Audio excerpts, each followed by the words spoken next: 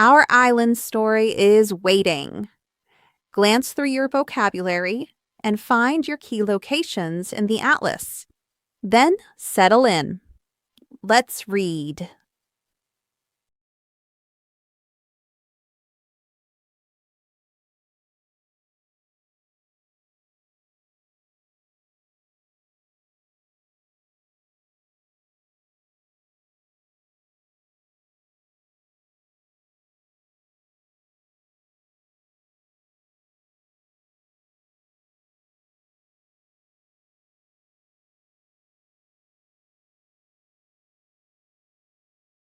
Our Island Story by H.E. Marshall.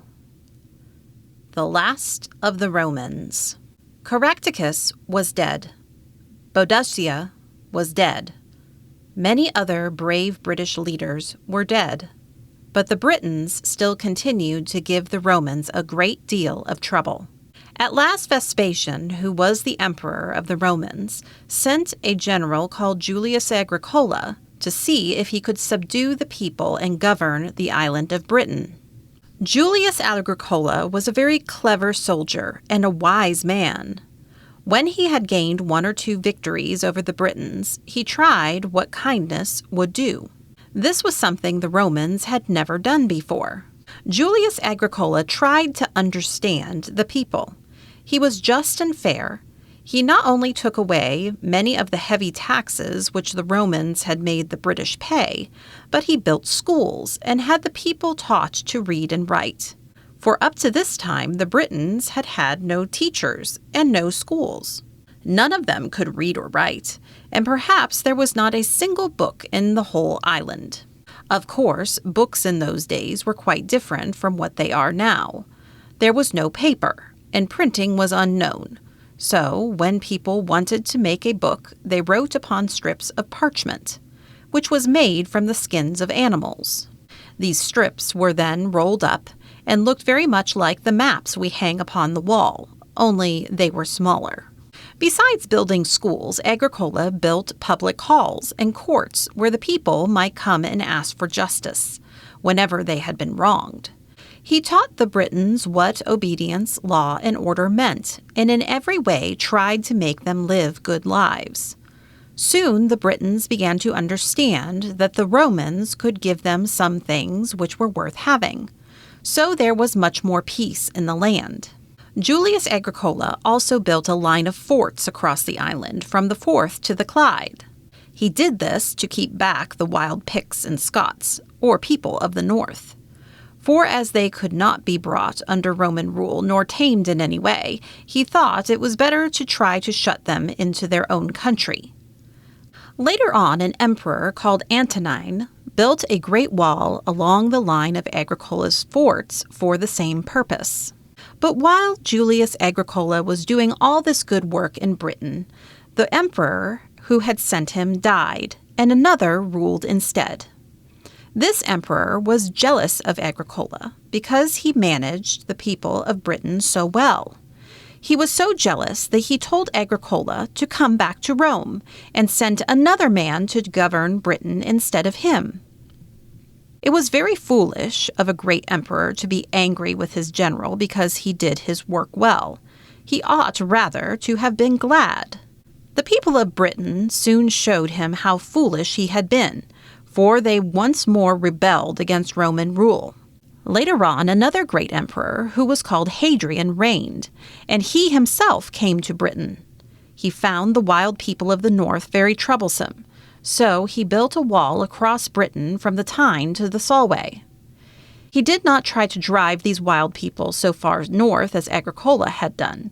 The wall, which Hadrian built, is still called by his name, and is still to be seen to this day, so you can imagine what a very strong wall it was and what a fierce people they were who lived beyond it. Hadrian was wise as Agricola had been. He taught the Britons many things which were good and useful to know. But very soon after he left the island, the people rebelled again.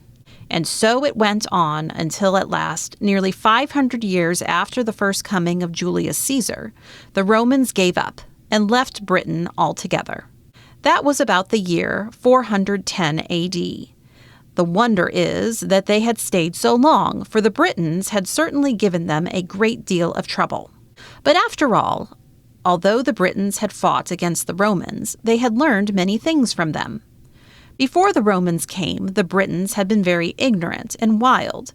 In many parts of the country, they wore no clothes at all. Instead, they stained their bodies blue with a dye called woad.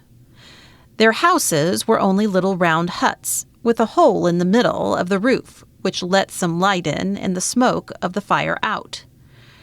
There were no schools, and the little boys and girls were taught nothing except how to fish and hunt and how to fight and kill people in battle. There were hardly any roads, and there were no churches. The ancient Britons were heathen. They worshipped the oak tree and the mistletoe. The British priests were called Druids, which may mean oak knower, or very wise or learned. The Druids were the wisest people in the land. When anyone was in doubt or difficulty, they would go to them for advice. They were very solemn and grand old men with long white beards and beautiful robes. There were no churches, as I said, but the people worshipped in dark hollows in the woods and in open spaces surrounded by great oak trees. Some of the teaching of the Druids was very beautiful, but some of it may have been very dreadful. The Romans saying that they even killed human beings in their sacrifices. But the Romans taught the Britons many things. They taught them how to build better houses and how to make good roads, how to read and write, and much more that was good and useful. And presently priests came to Rome, bringing tidings of a new and beautiful religion. They came to tell the people of Britain how the Son of God came to earth to teach men not to hate and kill each other, but to love each other, and above all, to love their enemies. It is difficult to understand what a wonderful story this must have seemed to the wild island people. For they were a people who were born and who lived and died among wars and hatred. Yet many of them believed and followed this new religion. Gradually, the Druids disappeared, and the priests of Christ took their place. Although the religion of Christ came from Rome, the Romans themselves were nearly all pagans, and one of the last Roman emperors who tried to rule Britain hated the Christians very much. He forbade the worship of God and Christ, and Christians under his direct rule were sometimes killed. But the people who had once become Christian would not again become heathen. They chose rather to die. A person who dies for his religion is called a martyr.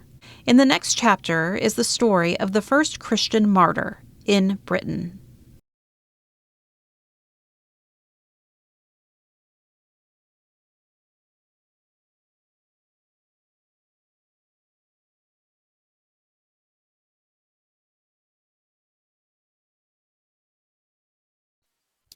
Good chapters deserve good copywork. The chapter guide has the right level for your child and everything else you need to finish this chapter strong. Grab and print the free bonus materials from the description now for next time. We do the planning, the books come alive, your child does the learning. See you next time.